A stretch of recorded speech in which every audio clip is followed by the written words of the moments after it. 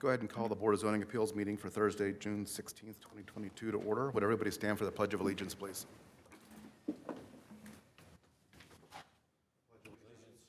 Flag of the United States of America, and to the republic for which it stands, one nation, under God, indivisible, with liberty and justice for all.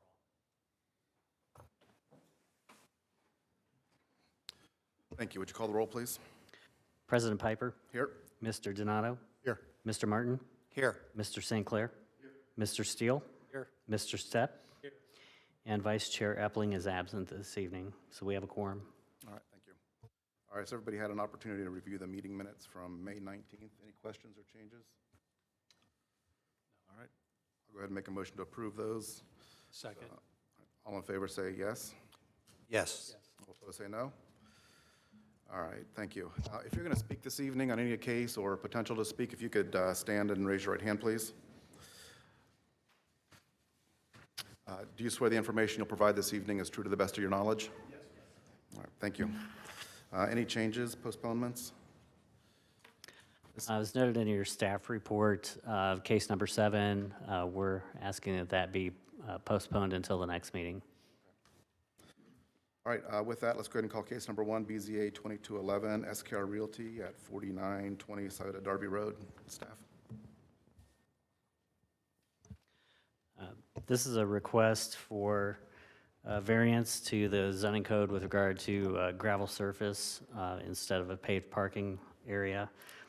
On the screen, you'll see the site located at on Scioto Darby Road. The location, the general area, the gravel that we're talking about here is located to the rear of the property. In front of you is a plan that was submitted today to let you know the specific area that the gravel is proposed in.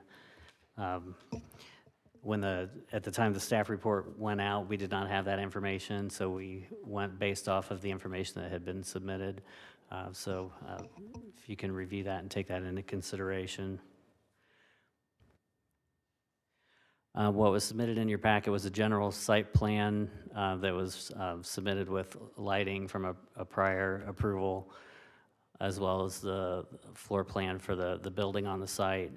What's submitted today is a proposed gravel area that would go behind the existing pavement on the lot, proposing setbacks of 5 feet and 7 feet on the side property lines, and then a 0 setback to the rear property line.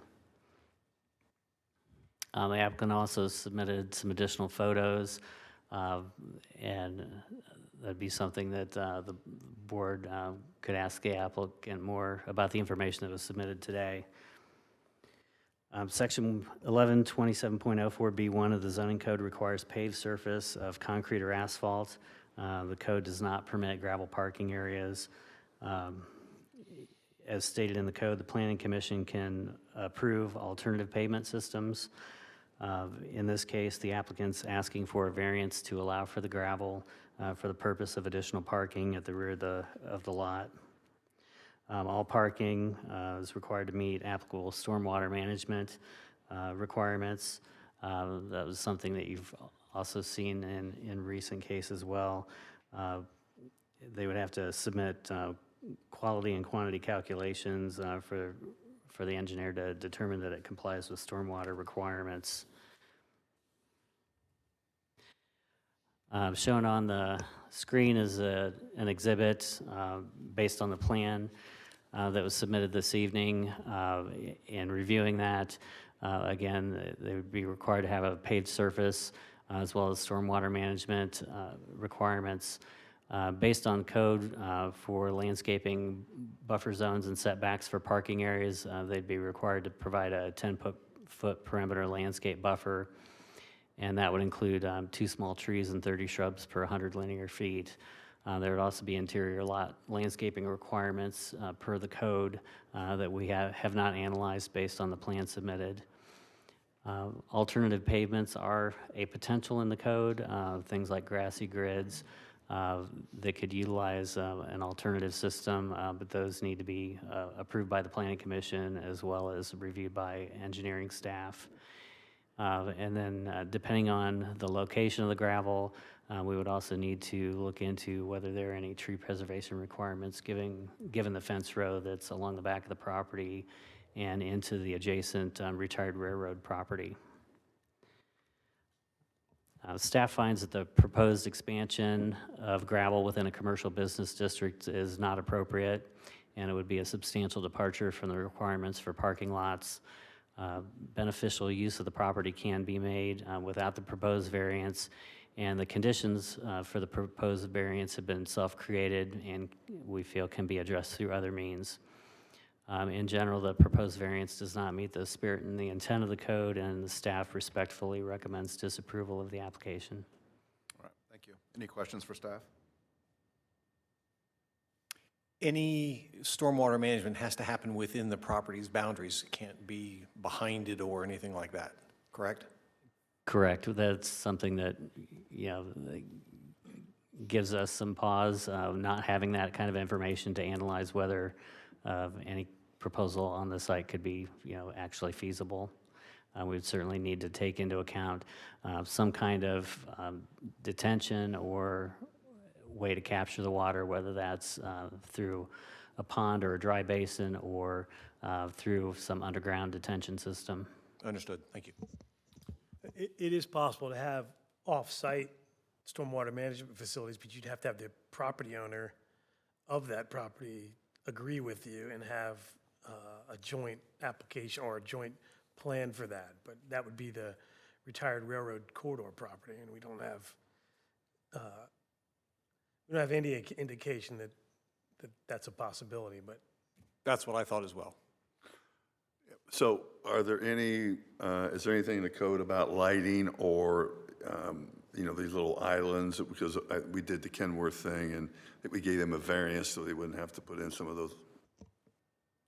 the code requires lighting for all parking areas. So this would be still a vehicular use area. It's just that the request is to not have to pave it per code, but it would still have, unless the board grants a variance to all the requirements, like stormwater management and landscaping and so forth, those things would have to be, the plan would have to show that they conform to those things. Thank you. Any other questions? Didn't we just deny the same request 2 buildings down from that? I don't think they had requested a gravel addition. It wasn't gravel. Okay. Thank you. Is the applicant here this evening? Would you like to come up and add any additional information? If you could just state your name and address, please, when you come up. My name is Anas Abdullah, and I go by Alex, and I'm the owner of 4920 Sayota Darby. And we are trying to propose the gravel because it was already gravel before, and I didn't know at the time. I did a lot of improvement to that building, and I've been spending a lot of money on it, and I redid the whole thing, inside and outside, around the building. That's the only area that we have mostly contractors in there. All my tenants are contractors. So there's couple big trucks they have, and I just hate to have them park them in the front of the building. And the area in the back, it's all was gravel, and as we can see from the old pictures, there was old trucks sitting there from before. I bought this building about a couple years ago, and so we bought the gravel, we loaded it in there, and we didn't spread it yet because the city came and they gave us few violations, and we worked with them. We took care of all the violations, and at the time of the inspection, they came in. We were gonna put the gravel down because I didn't know, so they noticed it. We stopped the process. But if you go over there and you can see the gravel, the grass is growing through it. And it really looks bad, and I just was trying to make it better and have few trucks parked in the back. And I know they proposed on the gravel on the plans, but we're not doing that whole area. The only area is doing from the dumpster over to from the dumpster to the left side of it, and maybe about 20 feet back. We're not going all the way to the property, the back of the property line, or to the side of the property line. So we're probably gonna be about 20 or 30 feet from the back of the property line. And from to the right of the side of the dumpster, we're not doing anything over there. And we don't have any storm water and none of that stuff, and that's why I was trying to just make things look better. That's all what it is. So they asked us to submit for the appeal and ask for this, so that's all. Thank you. Yep. Questions for the applicant? Is there a reason you didn't, that you're applying for the appeal in lieu of the asphalt? What's that? Why are you trying to put the gravel down instead of paving it the way the code requires? Well, at this time, I don't know what I'm gonna do with the building for the future. Okay. So I really don't wanna spend the money right now to do asphalt in the back, because I'm waiting to see what's gonna happen in that area, because I might develop the whole thing, tear down the whole building. I don't wanna spend too much money. I already spent a lot of money on it in the front area, and repaved the whole front, and repainted the whole building, the gutters, the roof, everything was redone. But I don't wanna, I'm kind of taking a break right now, because I don't know what I wanna do in the future. And I'll be honest with you, I'm waiting to see what's gonna happen in the railroad area. You know, because if something happened in the future, I'd like to develop that area, you know, into something else. So that's the whole reason. Thank you. You're welcome. Well, it sounds like you already put a lot of money into it, and I mean, I it's did. long-term. Well, the front looks good, so it's, you know, I could keep the front, but I'd like in the future, if something happened in the railroad area, you know, I'd like to develop that area and leave the front. So that's something just to think about. Already said that you were going to reduce the size of what you're asking for, so Right, just do pavement in there, yeah, not be a big ask for the city, I don't think, so. okay. All right, if no further discussion, can I get a motion for case number one? I'll go ahead and make a motion for case number one, BZA 2211, to review and approve the variance from Hilliard Code Section 112704B1 to permit gravel as a parking lot surface within the rear yard of commercial building. I'll second. Go ahead and call the roll. Mr. Stepp, No. Mr. Steele, No. Mr. St. Clair, No. Mr. Donato, No. Mr. Martin, No. and President Piper. No. The motion is defeated 6-0. All right, case number two, BZA 2215, the Morrow Residence at 3644 Sanctuary Loop. Staff? This is a case within the Heritage Preserve subdivision. The applicant is requesting the reduction of a rear yard setback for the addition of a 288 square foot roof for a covered porch. The site in question is shown on the screen. It's just off of Davis Drive and Audubon Avenue in the loop area of Sanctuary Loop. On the plat, it's lot number 291. As you can see here, with the eyebrow addition, there's a very substandard building line that's been platted for these particular lots, 291 through 293. So they're a little more constrained than all of the other lots around the loop. What's proposed is a 12-foot by 24-foot roof addition that would basically extend off the back pitch of the roof. The 20-foot setback is shown in yellow.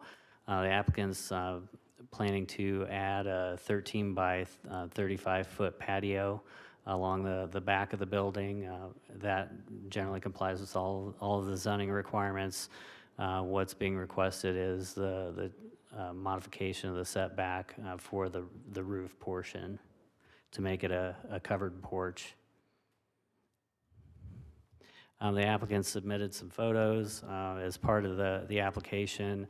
So this gives you an aerial view of the property as well as a view of the rear elevation of the building. In general, the home was approved with patio and paver area, retaining wall is shown. What would be as part of this addition to the house would be the hip roof extension that would be 24 feet wide off of this portion of the roof. The applicant would extend the patio further down an additional 15 feet with a retaining wall. And this gives you an idea of what's proposed for the roof that would go over the patio area on the left side of the rear elevation. These are some plans that the applicants also submitted to the building department for review. So this gives you an idea of the view of where it would generally be placed. So the patio would extend out in this area, and the roof would generally be located over the existing patio. In the application, they're proposing to extend this small retaining wall down and then potentially have landscaping in between. Staff finds that the proposed variance is generally consistent with the intent of the zoning code. What's proposed is minimal and will not impact the general character of the area. Based on the minor roof addition and the unique shape of the lot, staff feels that this would be generally consistent with the spirit of the code. Staff recommends approval of the proposed roof addition and reduction of the rear yard setback with the 3 conditions on the screen.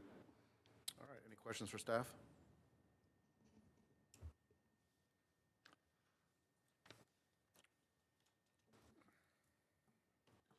So the roof, the roof line is,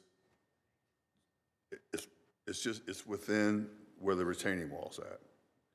Correct. Doesn't, In general, they're looking to put in a 13-foot wide patio area, so slightly expanding out about approximately 1 foot from the existing patio surface, and then running that down the back of the building to a total width of 35 feet. so if the retaining wall is within code, then a roof line that lines up or is inside of the retaining wall, The roof is part of the principal structure, so that's the difference here. They're proposing to extend the patio and the retaining wall. If they came in for a zoning certificate, we would approve that. But the fact that they're asking for part of that to be covered by structure that's part of the principal structure, you're extending that. So we're looking at a difference of what we would use for a setback for a patio, which is at grade, versus the 20-foot building setback for any structure. understood, thank you. Can you go back a couple, oh, I'm sorry. No, please, go. Can you go back a couple slides to show right here, this one? So, you see the gazebo in the back, we see a lot of those around. If they had something like that on it in the patio, it wouldn't be an issue because it's not attached to the house, is that correct? It would be considered an accessory structure, and we would look at it in those terms.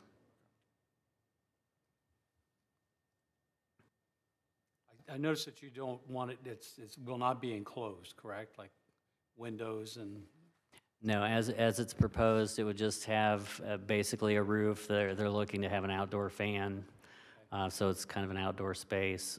It would have the posts that would go down to the ground, but in terms of anything that would enclose it, there's nothing proposed in the application, and we actually are requiring as part of the condition that they leave it open fully. So I don't know if this is a question for staff or the applicant, but under considerations, your last bullet point, have those things, have they been met, or, excuse me? We don't have anything specific that says that the homeowners association has approved it, but in general, anything that happens in Heritage Preserve has to go through that to have approval prior to construction. Is the applicant here this evening? Would you guys like to come up and add anything additional? Sure. If you could just state your name and address, please. Chadwick Morrow, 3644 Sanctuary Loop. Thank you. The homeowners association has approved the entire project. They have? Yes, they have. Okay. None of the structure of the roof would extend past the retaining wall. The current patio you see, there's going to be approximately a foot added to that off of the house. That's just to add for more room for the post. So it will all be contained within the retaining wall itself. Okay. It's just coming down alongside the house to the north. All right. Any questions for the applicant? If I could add real quick too. Sure. This addition, the actual attached roof, was an option with this house originally, but we had to choose between that or the extended garage. The garage, because we got the extension on the garage, pushed the house back, so we could only have one at the time that they built it. Okay. There's similar houses on this same loop that have this pretty much exact same structure on the back of the house. They just have bigger lots that are deeper. Right. So the lot's really the restrictive element. Exactly. Yeah. It's just too small in the back. We have a really narrow, long front yard. It's just too constrictive in the back. Any other questions for the applicant? All right, thank you. All right, thank you. I'd like to point out for the board too, there's also some correspondence in front of you this evening that we placed for you to take a look at as well that regards this case. Any other discussion or questions? Can I get a motion for case number 2? Yeah, I'll make a motion. Case number 2, BZA 22-15, to allow or approve a variance to section 1117.04 to allow the maximum lot coverage from 35% to 35.32%.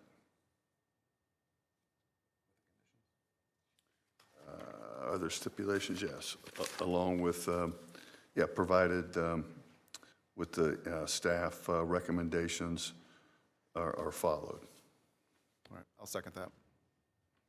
Just for clarification, I'd like to point out that the request is also to reduce the rear yard setback from 20 feet to 11.5 feet. Oh, thank you. Yeah, from 20 feet to 50. To 11 and a half, yeah. Yes, thank you. Mr. Martin? No. Mr. St. Clair? Yes. Mr. Steele? Yes. Mr. Stepp? Yes. President Piper? Yes. And Mr. Donato? Yes. Motion is approved, 5-1. Thank you. Case number 3, BZA 2216, the Calabrese residence at 4293 Charles Court. Staff? This is a request for a variance to the zoning code section regarding the required fencing around swimming pools. Property is located off of Charles Court, as shown on the screen. In general, the location of the hot tub is here on the southeast corner of the house. Plan submitted by the applicant shows the hot tub, which is approximately 8 foot by 8 foot. And then these are some photos provided from the applicant regarding the hot tub and then the locking latches that are on the tub. The zoning code, according to section 1121.06, considers a private swimming pool to be any pool, lake, pond, or open tank not located within a completely enclosed building and containing or normally capable of containing water to a depth at any point greater than 1.5 feet. So in the case of the definition in the zoning code, a hot tub is actually considered to be a swimming pool by code, which is why this is in front of you this evening. The applicant was given a violation notice from code enforcement And so this is an application to resolve that issue. The board has had a total of 6 requests for swimming pool variances to provide for a cover in lieu of a fence in the past. This would be the first instance of where we've had a hot tub that had to go through this same request process. The staff believes that there's a beneficial use of the property without the variance, and that the owner's difficulty can be resolved through another method other than the variance. So the staff respectfully recommends disapproval of this request. Thank you. Any questions for staff? Would you approve it if they were locking, if it was a lockdown?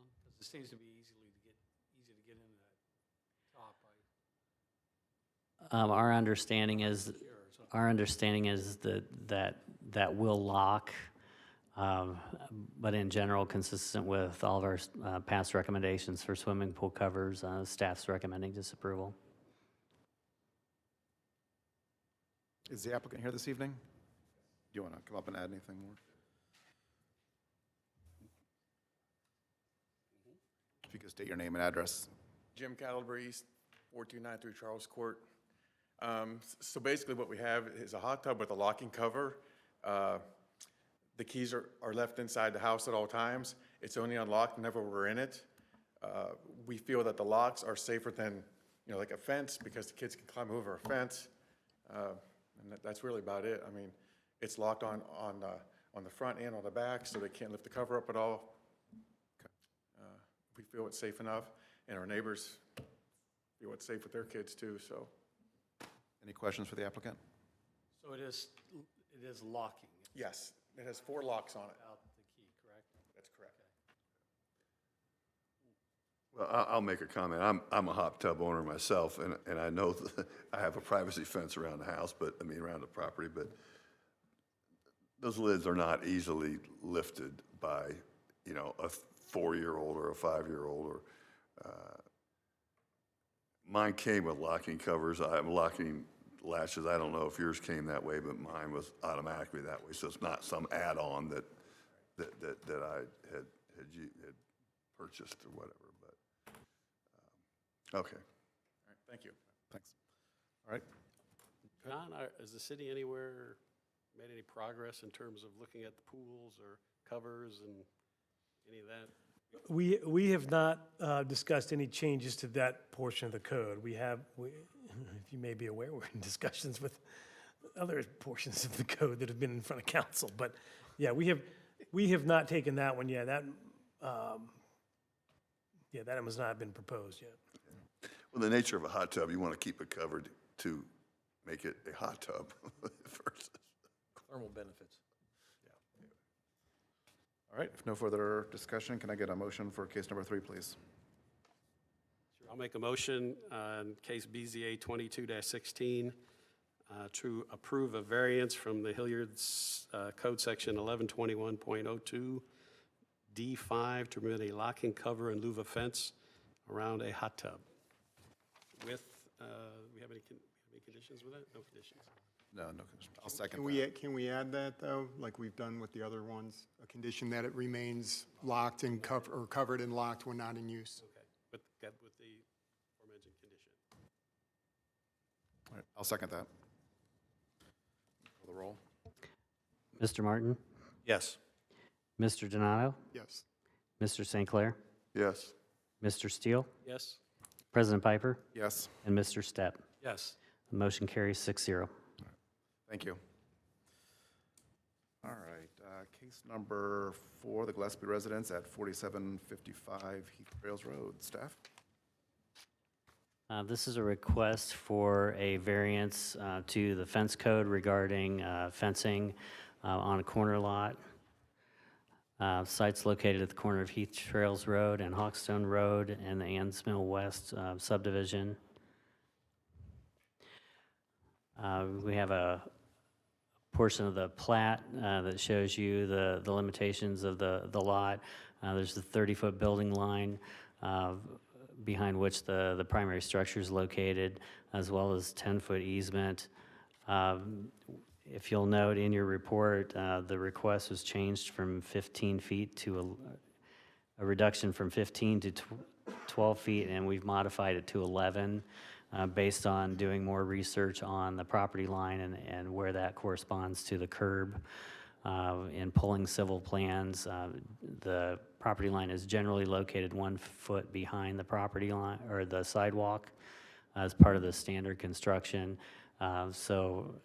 Based on measurements that we were given from the applicant, it's actually 11 feet instead of 12 feet, just to clarify for the record. What's proposed is to extend the fence here on the second frontage along the Hawkstone frontage. What's proposed is to extend it out to a distance of 12 feet from, or 11 feet as measured by the plans. This is, I believe, an application that's been under review for fence permit. The code was recently changed to allow for more flexibility.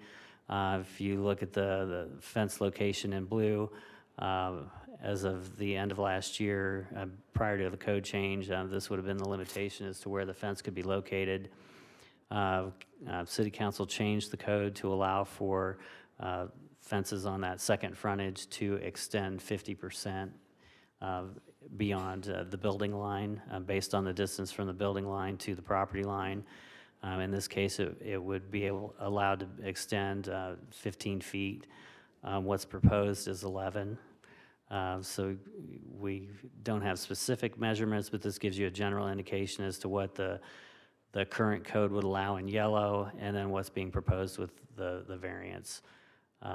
You'll note that the property line, is generally 1 foot behind the sidewalk per the civil plans.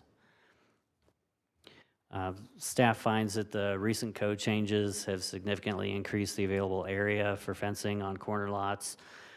This was a direction that council specifically provided to change the code to allow for more flexibility while limiting or finding a balance between giving property owners more flexibility, but to also make sure that fences are not the primary thing that's noted or seen along the public street. Based on these changes in the code, staff believes the proposed variance does not demonstrate a hardship or a practical difficulty, and we respectfully recommend disapproval. All right, thank you. Can you go back to that previous slide? So the yellow is the new code. Is that correct? Ballpark, but yes, that would show what the code would generally allow. Do we know what is the difference between the new code and the proposed variance? In general, I believe based on the numbers, we're looking at 15 feet versus 11. So a difference of 4 feet. Okay. Any other questions for staff? That confused me too, because, so yellow is now the code. Yellow is That's- the current It's not code. previous code, it's the Oh, current. I'm sorry. Yeah, there's a typo there. Yes, yellow is the code that's in effect right now. At the end of last year, it would have been restricted to the blue line, and then what's being proposed is the red. Okay. And the difference between the yellow and the red is 4 feet? 4 feet along the entire length, yes. Any other questions for staff? Is the applicant here this evening?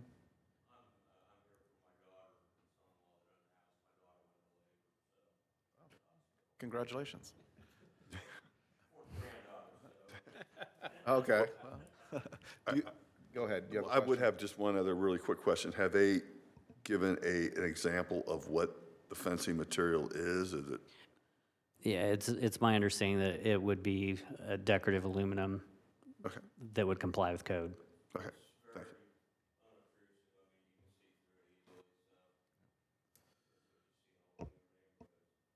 Do you have anything additional that the staff didn't present that you'd like to add? I didn't get anything. He was son-in-law added to it. Okay. Okay. All right. Should we postpone? Hang on.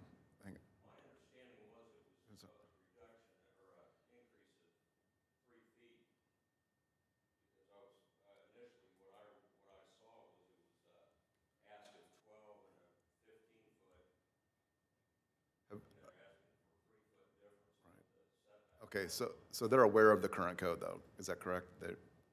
They're aware of the code change? Yes, Yes. so they basically want to just come out an additional 3 or 4 feet closer to the street than what the current code allows. Okay, But with the fence type that the code permits to be closer on a corner lot. is there a benefit to postponing this so the applicants can be here? Any, I don't know, I think it's clear. I think they just want to be able to do, I'd like to know a reason why. Yeah, me too. They need that little bit more. They're just trying to utilize more of that side yard because they've got a massive side yard, which you can see, and not a lot of space out back.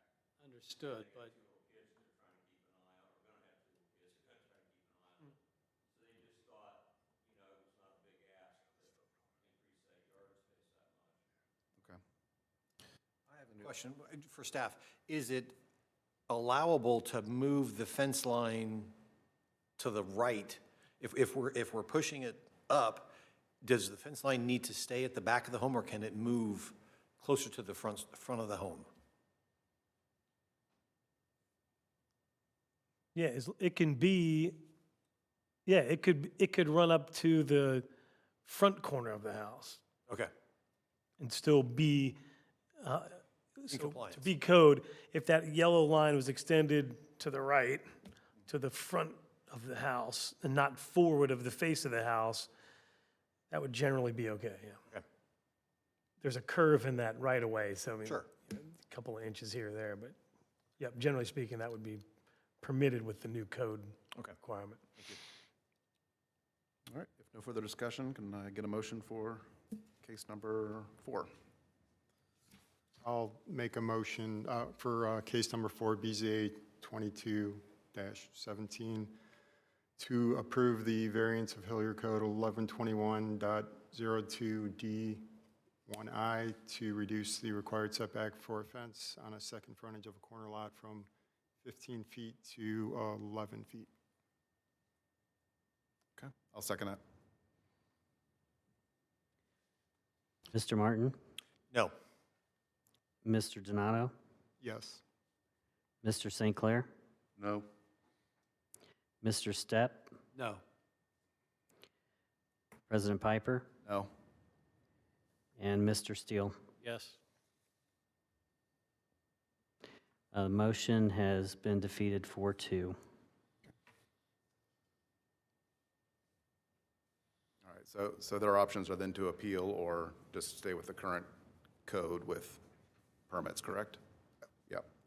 Correct. So the applicant, you can pass the word on to, that they can extend it towards the front of the house and gain some more square footage, you just can't come closer to the road. Yep. All right, thank you. Thank you. All right, case number 5, BZA 2219, Moo Express at 3880 Brown Park Drive. Staff? So this is a site located at the corner of Brown Park Drive and Cemetery Road, as shown on the screen. It's been a car wash for quite a long time, built, I think, originally in the late 90s. At some point, an addition was made to do a detailing bay. What's being proposed is to basically renovate the entire site and bring it more into compliance. As part of your package, they've provided an overall site plan that shows what is intended to occur. The applicant would remove the detail bay to allow for more parking. This would in turn allow for more green space along Brown Park Drive. As part of the reconfiguration, they would like to adjust the drive aisle for the car wash and request a variance to allow for slightly narrower stacking lanes so that they can do a dual lane to help alleviate traffic congestion and backups into the public right-of-way. Also proposed would be a complete renovation of the architecture for the building, as well as significant landscape improvements. On the right of the screen shows you, in general, how they are trading pavement and open space. The current configuration is noted on top. And what is proposed would actually increase the overall green space for the site.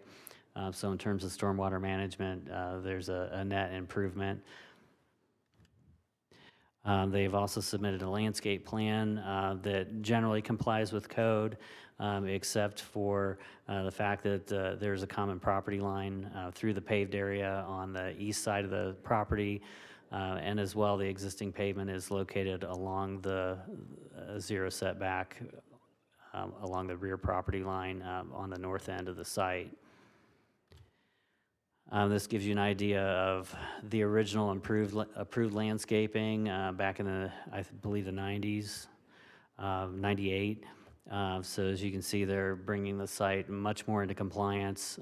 This is actually the approved total plan for the site at that time when it was originally had the detail shop added on.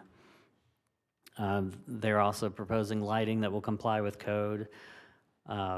And this gives you an idea, rendering provided by the applicant as to what the site would look like. Again, they're looking for the dual stacking lanes, which is the variance reduction from 14 feet to 11.25 feet for the stacking lanes. The landscape buffer would be a variance to reduce the amount of shrubs required by 68 along the east and the north property line, shown by the cursor. And they are also asking for a variance for the pavement setback along Brown Park Drive from 20 feet to 16 feet. To note, the existing pavement is at 7 feet. They're actually extending that out to 16 feet, so they would like a variance for that improvement. They've provided some renderings to give you an idea of what the site would look like in your packet. So this gives you a view from the intersection of Brown Park Drive and Cemetery Road, the west elevation as it would be along Brown Park Drive following renovation. This gives you a view more from the north end of the site along Brown Park. And then an overhead shot from the rear of the property, so you can see the two stacking lanes. And then this would be the rear entrance into the car wash. South elevation facing Cemetery Road where the cars are coming out of the site. And then again, some additional views as to the final architecture and proposed signage that would comply with code.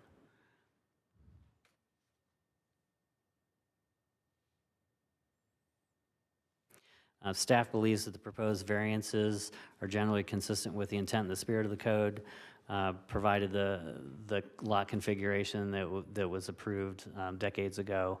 The proposed plans will greatly improve the quality of the site, bring it much more into compliance with the full code. The upgrades will also enhance the character of the area and lessen impacts on the surrounding properties, such as with regard to traffic backups. Based on all of these factors, the staff recommends approval with the conditions as shown on the screen. Thank you. Any questions for staff? Carson, based on the plans, cars will not be entering the car wash from Cemetery Road anymore? It'll be from Brown Park Drive? They can. We'll go back to the site plan here, or the rendering. There is still a shared access Shared access? Okay. that comes into the auto care place next door. That was originally established when the lots were split decades ago. You would have cars coming in, but what they're attempting to do is to provide a double stack lane so that you have more capacity to deal with that, so it doesn't back up and affect the neighboring property or get out into the right of way. And then they're also adding a significant amount of additional parking on site because of the removal of the detail area. So that also gives you the ability to have more people on the site without having congestion issues. So I am kind of curious, has anyone kind of calculated how many vehicles, because the Moo Express out on Hilliard Road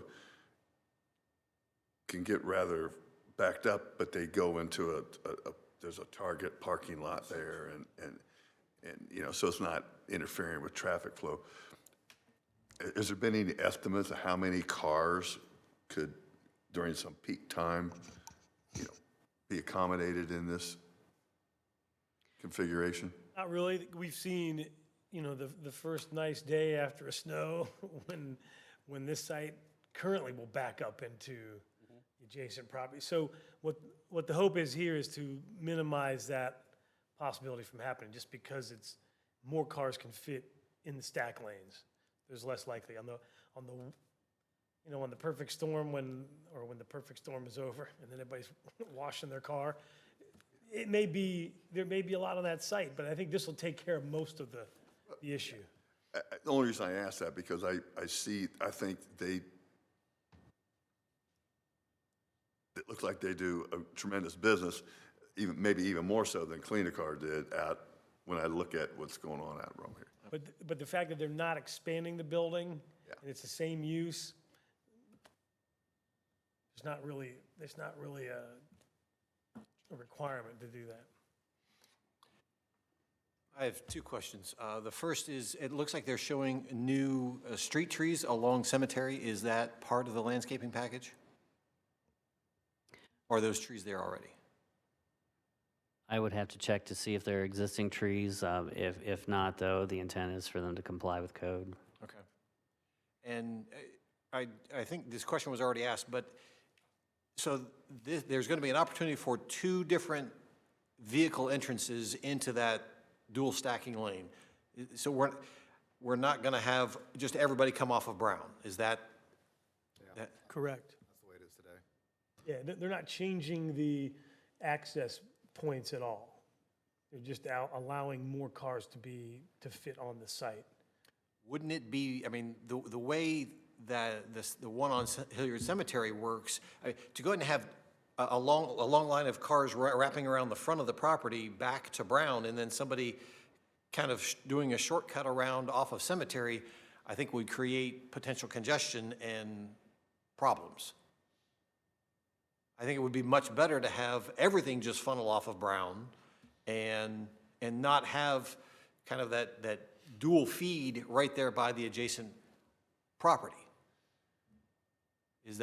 Do you disagree? No, it may be, but they have a legal cross-access easement from the east to this, and you can't really take that away. Yeah. But so we're hoping is that people figure that out and say, all right, it's gonna be smoother to come that way. We're hoping for the most part, this should handle and prevent some of the problems that we've seen. It's not gonna get rid of every problem if everybody decides to come here. Sure. But, you know, you're right, that would be preferred, but they do have that legal access to that side. So we were just hoping that. Do they want that access? What's that? Do they want that access? Yeah, they want to maintain the current access points.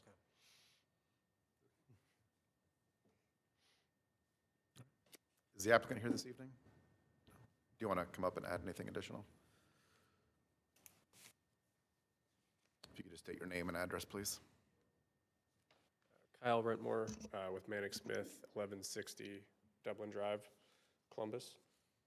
Just to clarify, I believe that those proposed street trees are new. Okay. So that's the only thing. And then I know in the staff report they had 18 parks were increased to, I believe it's actually might be 19, so an extra one up by the dumpster. Okay. Any other questions? Questions for the applicant? What's your take on the side access? It's how it is today, and I mean, the cross-access easement we can't change right now. So, yeah, absolutely. Jeff Gilliger, I'm with Moo Moo Car Wash, 13375 National Road, Etna, Ohio. We found that the bulk of our, first of all, our model is mostly a subscription model at this point in time. And by having more units, we provide better services to avoid high traffic days, but we don't design sites like you don't design churches for Christmas and Easter, right? I will say we got 24 units in the greater metro area right now, and we have learned a lot on how to manage those high traffic days. Most of the people that are gonna wash here, this is the go-home side of the road, they're probably gonna come in off the cemetery entrance, go through the car wash, exit, go through the vac lot. Whether they vac or not, don't know, but I'm gonna say maybe a third of the customers will stop and vacuum, and the rest will proceed over to Brown and probably take the light to get back out. So we're really trying to design almost a single route off a cemetery, into the kiosk and pay station lanes, through the car wash, through the vac stations, then out to Brown Parkway. So, and And then through and then back. right. Okay. So it's important to be able to allow those customers to come in off a cemetery. We think probably the bulk of the people will enter that way. From a convenience standpoint, the people that are, want to turn on Brown Park at the light and enter that way, we're trying to provide that circulation on the cemetery side of the building. And it's pretty cozy over there in terms of a tightness. So we would prefer to never be stacking in front of the building, but we'll have some traffic strategies in place for busy days to maximize or minimize any kind of overflow on any roadways. I think the low-volume days are easy. It's just the high-volume days, and Yeah. I see this happening, and that, I wouldn't think that would be good for your customers. If you got somebody that's entered off of Brown Parkway, and they've gone through the line, and then somebody is coming right off a cemetery, and they're like, okay, now it's you, then it's me. Right. Well, we do have 2 lanes. We use cones quite a bit to manage traffic. We have extra personnel on site on the busy days. We generally know when those are gonna be. And, you know, we wash about 100 cars an hour. So we have a really kind of a consistent throughput that 345 days of the year when people are washing their cars, it's pretty, there's really not any traffic issues. No, I agree with you that when we were in school, they pulled the fire alarm, everybody got in a single file and went out, and it made the flow go, when everybody tried to go like this, it doesn't work. Right. And we have the ability, even if we cone between the 2 lanes, we can make the cemetery entrance enter the right lane and the forward entrance enter the left lane, so there's not even a merging situation. Any other questions? All right, thank you, guys. I'll go ahead and make a motion for case number 5, BZA 2219, to approve the variance from Hilliard Code Section 111103 to reduce the required parking setback along Brown Drive from 20 to 16 feet, and Section 1127.04 to reduce the maneuvering lane width for one-way stacking lanes from 14 to 11.25 feet, and Section 112505B to reduce required landscaping for perimeter parking lot from 180 to 112 shrubs, with the 2 conditions listed in the staff report. Mr. Stepp? Yes. Mr. St. Clair? Yes. Mr. Donato? Yes. President Piper? Yes. Mr. Martin? Yes. And Mr. Steele? Yes. Motion carries 6-0. Thank you. All right, case number 6, BZA 2220, the Rural Remodeling and Restoration LLC at 3211 Hilliard Road. Staff? This is a request for a temporary use approval for within the Tin Apple Shopping Center area.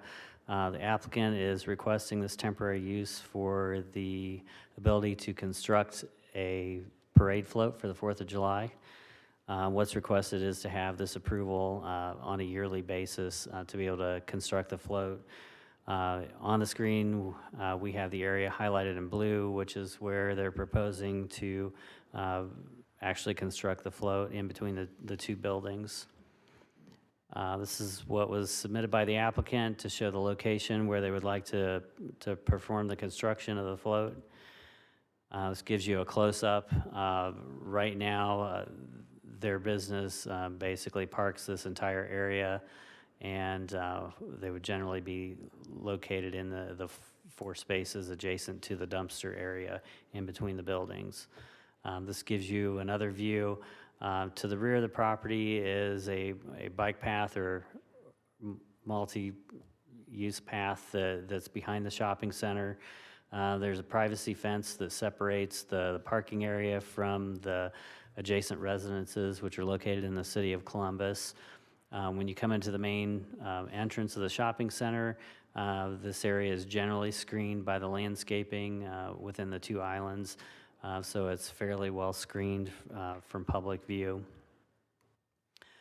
Last year, apparently, they created a float, and there were some issues with it being parked out along the main street.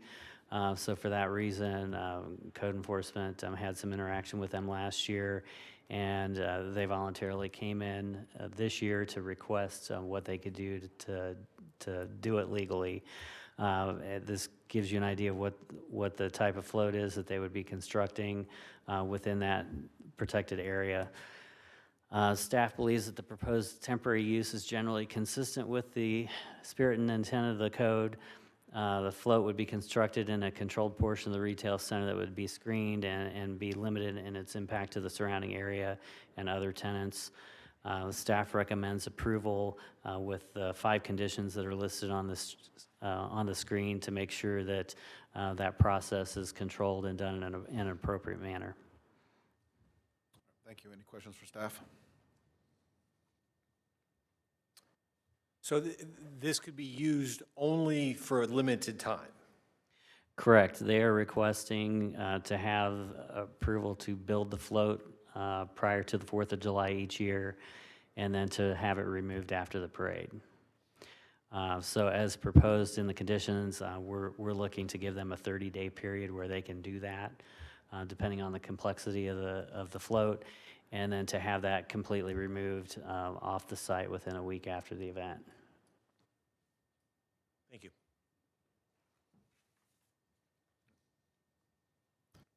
Ma'am, are you here for the applicant? No? Okay. All right. I'd like to make a motion.